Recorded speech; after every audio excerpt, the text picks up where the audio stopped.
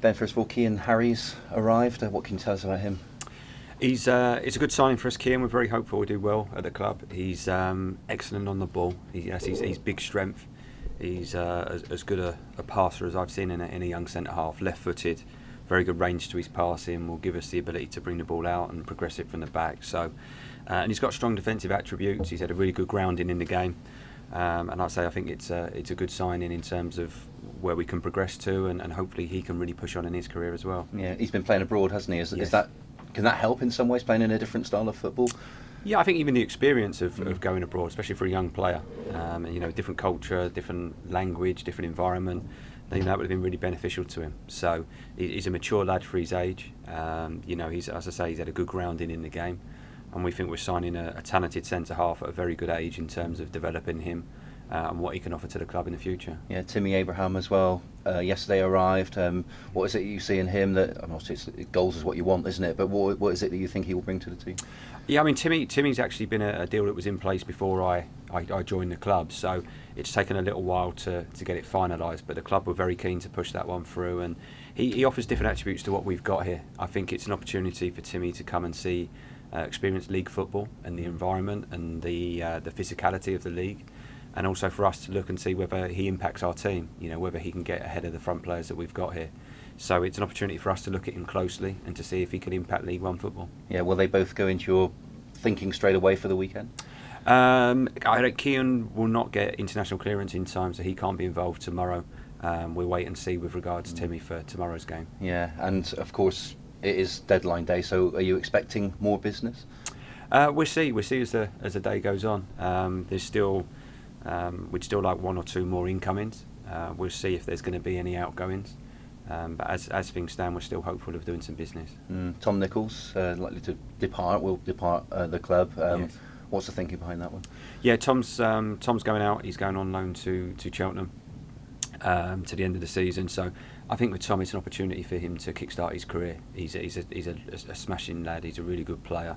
I just think he's had a hard time of it at this club, for whatever reason. Since coming here, it just hasn't quite happened for him. So a change of environment and a new club will hopefully give him a new challenge, a new freshness.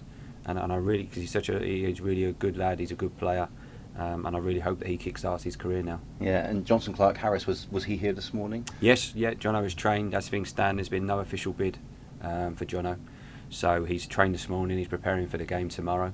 And as things stand at the moment, that's where we are. Yeah, and how would that, that'd be a big boost, wouldn't it, from Rovers' point of view, to keep hold of him? Of course, we want to keep all of our good players. So, if there's an offer that meets our valuation of any of our players, then obviously we look at it. So, if there is a good offer for say Jono this afternoon, we've got targets in place as replacements, and they're ready to go. So it won't be a case of a player going out against our will and us not having anyone to bring in. We're prepared for all the eventualities as the day progresses. Yeah, and of course it's Coventry next up, isn't it? I mean, a team you know very well, I suppose, because you've played them enough, haven't you, over the last month or so. So yes. Is that a good or a bad thing? I think it's good in terms of we had certainly the home FA Cup game recently, because it's obviously we're at home again, and we've looked at that closely. We've identified where we need to improve on that performance. I think we've got different options within the squad now in terms of how we can set up and what we can do.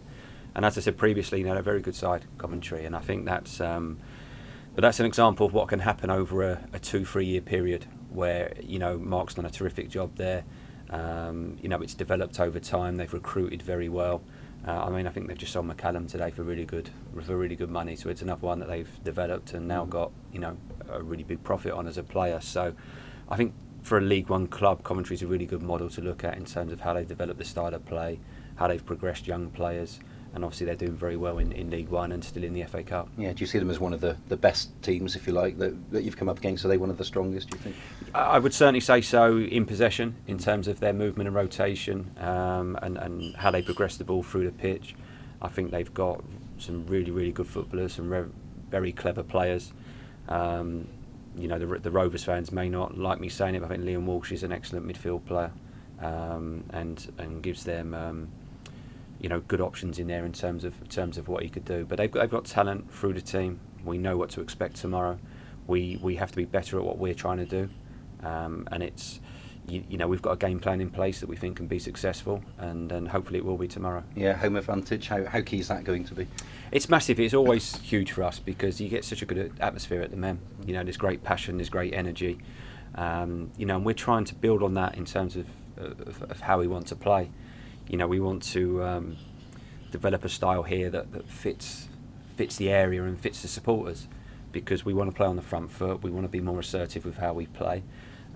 We want to have good energy with and without the ball, and I think that's what the supporters want to see, and I think that's what we need to grow here.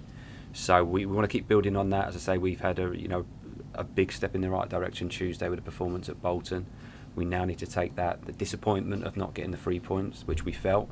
We need to channel that into tomorrow's game and try and get that 3 points, which will give us a massive boost. Yeah, I mean, it's about obviously getting the 3 points, but that goal was equally as important, wasn't it? I mean, can that help in terms of building the confidence, etc., building on that performance, getting that first goal, and then going on to get the 3 points? Yeah, without doubt. It's it does naturally give you that confidence boost. I mean, first half, it was a lot of bad luck with how it hasn't gone in. Ollie Clark's header hits the post, hits the goalkeeper, and comes back out, and how it doesn't go over the line. It's a miracle, really. And then the keeper's made another top save in that first half. We've had other opportunities. We created a lot. Our attacking statistics in terms of final third entries and balls into the box was really, really good. Up there, as high as it has been all season.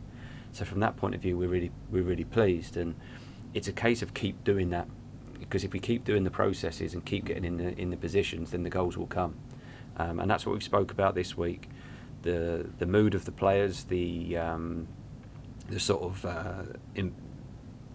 the environment this week, and the atmosphere within the group is very, very good. And if we can get that win, then I think the players are really going to take off and really get a boost. So we'll begin everything we can tomorrow to get that 3 points, and then we'll be aiming to push up the table. Yeah, and just finally, Liam Sercombe, how's he? I mean, obviously a couple of weeks since his injury, but how is he coming along? Yeah, he's progressed well. The good news with Liam is that he doesn't need surgery, which is a real boost to us. So the prognosis for that is now a lot better than what it initially looked like. So we're looking at weeks rather than months, which is a real positive, because he's a very good footballer, and I think he's key for us in that midfield. So we'll be looking to get him back ASAP, and benefit from having him back in the squad as quickly as we can. Yeah, good luck, Ben. Thanks for your time. Thank you very much.